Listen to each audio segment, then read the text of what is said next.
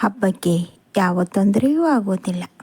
ನಿನಗೇನು ಬೇಕೋ, ಮನೆಗೇನು ಸಾಮಾನು ಬೇಕೋ, ನಿನ್ನ ವೈಯಕ್ತಿಕವಾಗಿ ಯಾವ ವಿಚಾರ ಇದೆಯೋ ಅದೆಲ್ಲವೂ ನಡೆಯುತ್ತದೆ.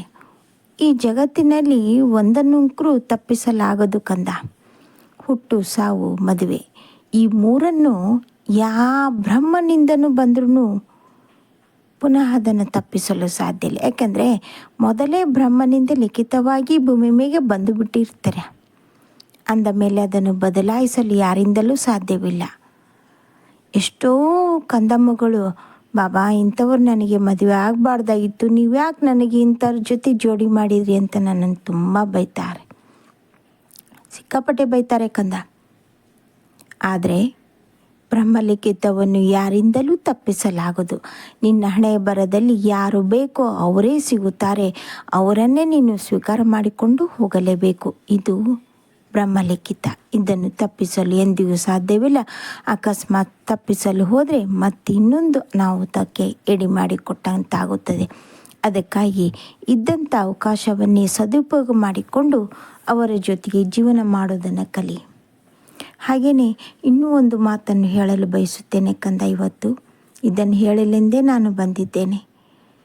ನಿನ್ನ ಜೊತೆಗಿದ್ದು ನಿನಗೆ ಪತಿ ಅನ್ನಿಸಿಕೊಂಡು ಇಷ್ಟು ವರ್ಷ ನಿನ್ನ ಜೊತೆಯಲ್ಲಿ ಸಂಸಾರ ಮಾಡಿಕೊಂಡು ಇಂದು ನಿನಗೆ ಮೋಸ ಮಾಡಿ ಮತ್ತೊಬ್ಬರ ಜೊತೆಗಿದ್ದು ಜೀವನ ಮಾಡುವಂಥರ ಜೊತೆಗೆ ನೀನು ಜೀವನ ಮಾಡುವಂಥ ಅವಶ್ಯಕತೆ ಇಲ್ಲ.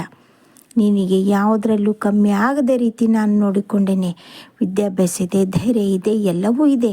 ನಿನ್ನ ಜೊತೆಗೆ ನಿನ್ನನ್ನು ಪ್ರೀತಿ ಮಾಡುವ ಜನರೂ ಇದ್ದಾರೆ. ಇಂಥ ವ್ಯಕ್ತಿ ಬೇಡ ಕಂದ. ಇಂಥ ವ್ಯಕ್ತಿ ನಿನಗೆ ಬೆನ್ನಿಗೆ ಚೂರಿ ಹಾಕುವಂಥದ್ದು ಮಾಡ್ತಾ ಇದ್ದಾರೆ. ಎಚ್ಚರವಾಗಿರು. ನಿನ್ನಿಂದ ಬರಬೇಕಾದ ಎಲ್ಲ ಲಾಭಗಳನ್ನು ಪಡೆದುಕೊಂಡು ಬೇರೆ ಒಂದು ಮನೆಯನ್ನು ಸಾಕ್ತಾ ಇದ್ದಾರೆ. ನಿನಗೆ ಧೈರ್ಯವಾಗಿ ನಾನು ನೇರವಾಗಿ ನಿನಗೆ ಹೇಳ್ತಾ ಇದ್ದೇನೆ, ಎಚ್ಚರವಾಗಿರು. ನಂಬಬೇಡ. ಇಂಥ ವ್ಯಕ್ತಿಗಳನ್ನು ನಂಬಲೇಬೇಡ.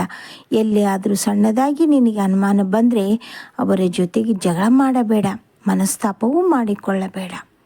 ಸೈಲೆಂಟಾಗಿ ನಿನ್ನ ಪಾಡಿಗೆ ನೀನಿದ್ದು ಮುಂದಿನ ಜೀವನದ ದಿಕ್ಕು ಏನು ಎಂಬುದನ್ನು ಯೋಚನೆ ಮಾಡಿ ಕೈ ಹಾಕು. ನಿನಗೆ ವಿದ್ಯೆ ಇದೆ, ಬುದ್ಧಿ ಇದೆ, ಉದ್ಯೋಗ ಮಾಡುವಂಥ ಎಲ್ಲ ಅವಕಾಶವೂ ಬಂದಾಗಿದೆ. ಹೌದು ತಾನೇ? ಬಂದಂಥ ಅವಕಾಶವನ್ನು ತಪ್ಪಿಸಿಕೊಳ್ಳಬೇಡ.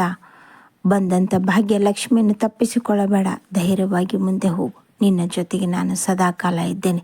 ಮೋಸ ಮಾಡುವವರ ಜೊತೆಗೆ ಎಂದೂ ಇರಬೇಡ ಕಂದ. ಅರ್ಥ ಆಯ್ತಲ್ಲ ಏನು ಹೇಳ್ತಾ ಇದ್ದೇನೆ ಅಂತ? ಇದು ನಿನಗಾಗಿಯೇ ಹೇಳ್ತಾ ಇದ್ದೇನೆ ಕಂದ. ಯೋಚನೆ ಮಾಡಬೇಡ. ಮುಂದಿನ ದಿನ ಎಲ್ಲ ಒಳ್ಳೆಯದೇ ಇದೆ. ಕೊರಗಲು ಬೇಡ, ಅಳಲು ಬೇಡ. ಮುಗಿದು ಹೋದದ್ದು ಮುಗಿದು ಹೋಯಿತು.